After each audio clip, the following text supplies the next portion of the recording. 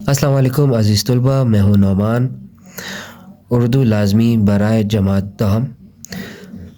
آئیے اس کا جو سلیبس ہے اس پہ ذرا نظر ثانی کریں، اس کے بعد پھر ہم آج کا جو سبق ہوگا وہ انشاءاللہ شروع کریں گے۔ عنوان کے حوالے سے حصہ نثر میں آپ کو بتاتا چلوں کہ بلوچستان بورڈ کے حوالے سے جو سلیبس کا جو حصہ اول آتا ہے وہ ہے حصہ نثر میں سے پہلے 2 اسباق اور 2 اسباق اس کے بعد میں کرائے جاتے ہیں، اور افسانی ادب میں اس کے 2 سبق دیے ہوئے ہیں، جو کہ پہلے حصے میں 2 بیل یعنی کہ پہلا سبق آتا ہے، اور 1 سفر 1 اشتہار وہ گزشتہ باقاعدہ جو پچھلے جو سلیبس میں حصہ دوہم ہوگا، حصہ 2 پارٹ 2 اس میں جو ہے آپ کو بتایا جائے گا۔ اور جو تیسری چیز آ رہی ہے وہ ہے لوک کہانی۔ تو آج ہم کرنے جا رہے ہیں لوک کہانی، جس کا عنوان، جس کا سبق کا نام ہے سبق واپسی، اور جس کی تحریر کردہ ہے پروفیسر انور رومان۔ تو آئیے شروع کرتے ہیں انور رومان کی تحریر کردہ جو ہے سبق واپسی۔ تو پروفیسر انور رومان کے حوالے سے ذرا ان کی زندگی پہ ذرا ایک سرسری طور پر جو ان کے واقعات ہیں، ان کی جو ایک کاوش کے باوجود انہوں نے اتنے جو ہے اسباق لکھے ہیں، تحریریں ہیں ان کے، جو بڑے ایک مصنف گزرے ہیں۔ تو پروفیسر صاحب کے حوالے سے ان کی زندگی پہ تھوڑی نظر ڈالتے ہیں، نظر ثانی کے بعد جو ہے ہم اپنا سبق شروع کریں گے۔ پروفیسر انور رومان 1 اکتوبر کو 1924 ضلع جالندھر میں پیدا ہوئے۔ ابتدائی تعلیم وہیں سے انہوں نے حاصل کی تھی۔ اس کے بعد شہر کے بعد جب یہ ہجرت کر کے بہاولپور چلے گئے تھے، وہاں صادق ویجیٹیرین کالج سے انہوں نے پنجاب یونیورسٹی سے ایم اے ہسٹری ڈگری کی تعلیم حاصل کی تھی، اور وہاں سے جب انہوں نے گورنمنٹ کالج کوئٹہ میں تاریخ سے کے لیکچرار تعینات مقرر کیے گئے تھے۔ مسلسل 14 سال تک گورنمنٹ کالج کوئٹہ میں پڑھانے کے بعد گورنمنٹ کالج پنڈی کا پرنسپل تعینات مقرر کیے گئے تھے۔ اب ان کی جو ایک زندگی سے ایک دور گزرا ہے کہ 1971 سے مرکز توحید تعلیم کے ڈپٹی ڈائریکٹر بھی مقرر کیے گئے۔ 1973 میں محکمہ تعلیم بلوچستان کے ڈپٹی سیکرٹری بھی تعینات وہاں پر رہے، بلوچستان بک بورڈ بلوچستان تعینات کیے، اور 2 سال بعد اسی عہدے پر ریٹائر ہوئے۔ پروفیسر انور رومان کا اسم گرامی علمی ادبی دنیا میں جانا پہچانا تھا۔ ان کا اسلوب نگار ایک پختہ ہونے کے ساتھ ساتھ شعر کی مثال اس میں دل میں ایک اترتے چلا آتا ہے کہ پروفیسر انور رومان نے جن براہوی لوک کہانی اور اس کو جس طرح انہوں نے اس کو تحریر کیا، ان کے مطالعے سے انور رومان کے مشاہدے کی وسعت کا اندازہ بھی ہوتا ہے۔ ان کہانیوں سے ہر طبقے کے انسانوں سے ملاقات ہو سکتی ہے۔ ان کہانیوں کا تانبا زندگی کے ہر مختلف پہلو سے بندھا ہوا ہے، گزرا ہوا ہے۔ ان کی زندگی کی حقیقی عکاسی جو ایک بن گئی، مجموعی طور پر یہ کہانیاں ایک خاص کردار خاکہ کھینچی یا ایک خاص ماحول تخلیق کرتی ہے، یا پھر خاص واقعے پر زور دیتی ہے۔ ان کہانیوں میں صرف زندگی کے تصور کشی بھی نہیں، بلکہ حقیقت سے بھی کافی حقیقتاً جو چیزیں ہیں وہ ہمیں دیکھنے کو ملتی ہیں، ہمیں نظر آتی ہیں۔ پروفیسر انور رومان نے اردو انگریزی میں 1 درجن بلکہ اس سے قریب کتابیں لکھی ہیں، جن میں آئینہ بلوچستان، خانہ بدوش بلوچی زبان ادب زیادہ مشہور ہے، اور 2013 میں کراچی میں ان کی وفات ہوئی تھی۔ یہ تھا ان کا زندگی کی سرسری جائزہ جو ہم نے دیکھا، پڑھا، اس کو غور کیا۔ اب جو ان کی تحریر کردہ ہے وہ ہے سبق واپسی، اور اس کے جو چیزیں لکھی ہیں کچھ مقاصد میں، وہ میں آپ کو بتاتا چلوں کہ لوک کہانی داستان کی اہمیت سے طلباء کو روشناس کرانا، لوک کہانی داستانوں میں موجود سبق آموز پہلو سے آگاہ کرانا، اور اس کے ترجمے کی اہمیت اس پہ وہ بتائی جائے گی۔ انور رومان کے فن ترجمے کی خوبیوں سے متعارف کرایا جائے گا۔ تو آئیے شروع کرتے ہیں جو ہے اس کا ان کا سبق واپسی، اور جس کی تحریر انور رومان۔ تو انور رومان جو پہلے پیراگراف میں جو بتا رہے ہیں ہمیں کہ ایک کہانی کا مرکزی کردار لکمیر ایک درے یعنی پہاڑوں کے درمیان سے موجود راستے سے گزرتا ہے، شہر جانا چاہتا ہے۔ درے میں پہنچنے کے بعد ایک عورت کی آواز اس درے پہ ویران جگہ پر ان کو ملتی ہے، سنائی دیتی ہے، کہ جہاں پر وہ کسی چیز کو محسوس کرتے ہیں۔ اس کی آواز لکمیر کے مخاطب ہو کر اس سے ایک غیر آدمی تمہارے قدم، وہ ان سے پوچھتا ہے کہ کہاں جا رہے ہیں، وہیں رک جاؤ، ایک قدم آگے بڑھانے کی کوشش نہ کرنا۔ یہ سن کر لکمیر کے قدم واقعی وہیں پہ رک جاتے ہیں۔ اس نے اپنی بندوق کندھے پر اتار رکھی ہوتی ہے اور پکڑ لی تاکہ ایک حملے کرنے کی صورت میں وہ دشمن کے مقابلہ بھی کر سکے۔ اس نے چاروں طرف دیکھا تاکہ اسے پتہ چل سکے کسی کے حوالے سے کہ وہ کس چیز کے حوالے سے وہ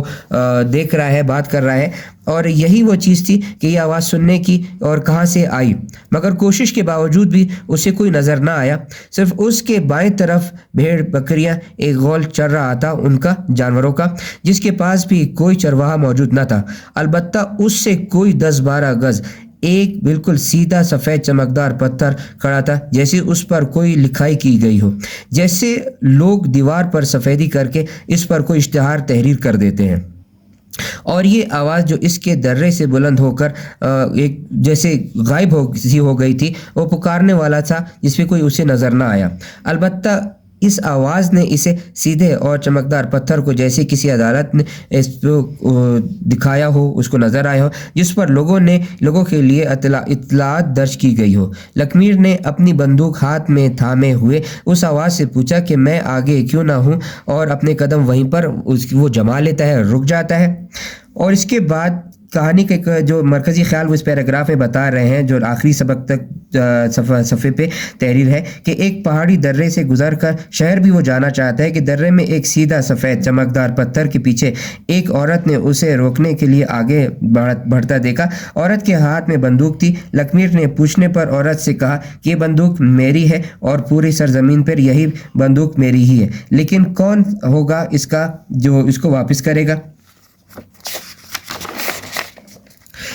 جو ان کا آگے صفحے بتانے کا جو ہے وہ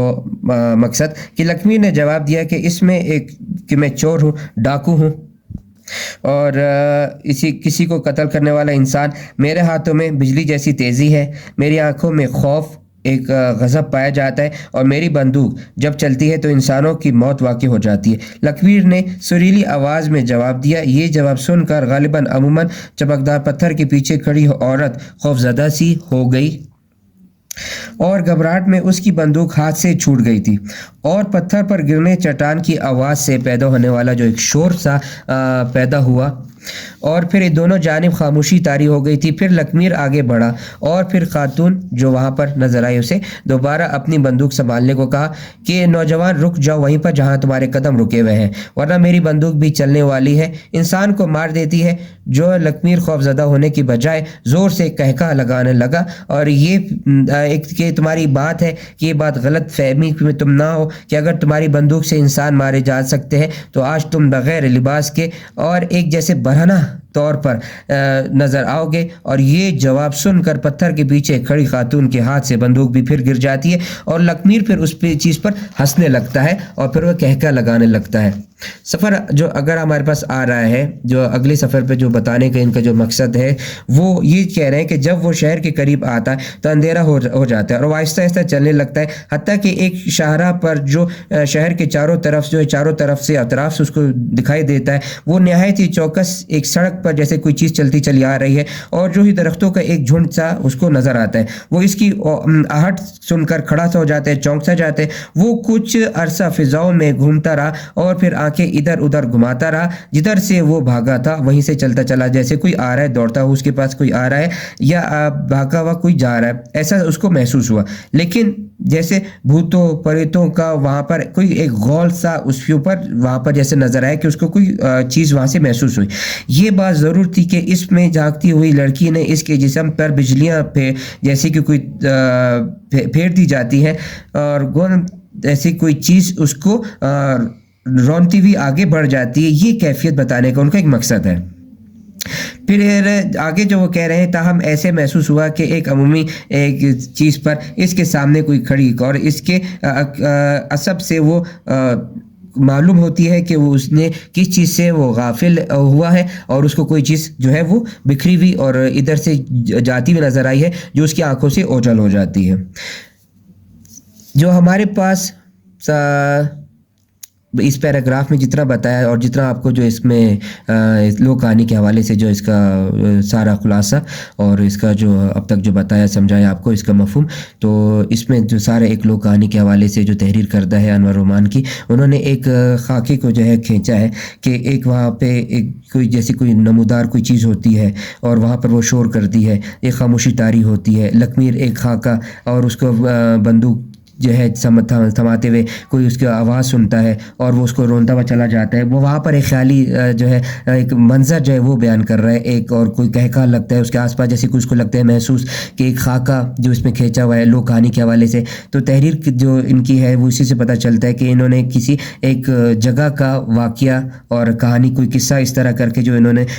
تحریر کر کے جو بتایا ہے۔ اور جیسے کہ اندھیرا ہوتا ہے، پھر آہستہ آہستہ کوئی چلنے لگتا ہے شاہراہ کی طرف، جو ہے کوئی بڑھنے لگتا ہے، تو نہایت ہی وہ چوکس ہو جاتا ہے، سڑک پر دیکھتے سڑک کے اس طرف کوئی نہیں ہوتا، درختوں کا ایک جھنڈ ہوتا ہے۔ تو تمام چیزیں جو آپ کو بتائی گئی ہیں اس میں، تو یہ اس میں ایک منظر کھینچا ہوا ہے کہ آنکھیں ادھر سے ادھر نہیں ہو جاتی، جدھر سے وہ دیکھتا ہے کوئی بھاگتا ہوا اس کو نظر آتا ہے، لیکن پھر اس کی آنکھوں سے اوجھل ہو جاتا ہے۔ تو ایک پورا خاکہ جو ہے آپ کو بتایا گیا، اور امید بھی کرتے ہیں کہ آپ کو اچھے سے سمجھ آ گیا ہوگا انور رومان کی تحریر لوک کہانی کے حوالے سے۔ تو جو ہمارے پاس یہ صفحہ 59 تک جو ہم نے آخر تک پڑھا ہے اور اس کو سمجھا ہے، تو امید کرتے ہیں کہ آپ کو اچھے سے سمجھ آ گیا ہوگا، اور انشاءاللہ تعالی جو اگلا جو ہمارا لیکچر ہوگا اس میں ہم کوشش کریں گے اس جو ہے سبق کو اختتام کرنے کی، اور پھر اگلے جو لیکچر کا ٹائم ہوگا انشاءاللہ تعالی اس میں پھر ہم آپ کو اگلی ویڈیو میں اس کی مشق اور کی الفاظ معنی اور اس کی بقایا جو تحریری دیگر اس کا کام ہوگا وہ انشاءاللہ تعالی ارسال کریں گے۔ اور جو ہے ہمارے چینل کو لائک کریں، سبسکرائب کریں، بیل آئیکن پہ کلک کریں تاکہ آپ کو نئی نئی ویڈیو سے آپ متفق ہو سکیں، اور اپنی رائے سے بھی ہمیں آگاہ کیجیے گا۔ اور انشاءاللہ تعالی امید کرتے ہیں آپ کے لیکچر آپ کو جو ہے سمجھ آیا ہوگا، اور انشاءاللہ تعالی پھر اس کو مزید جو ہے وہ اگلے لیکچر میں اختتام پذیر کریں گے۔ تب تک کے لیے اللہ حافظ، السلام علیکم۔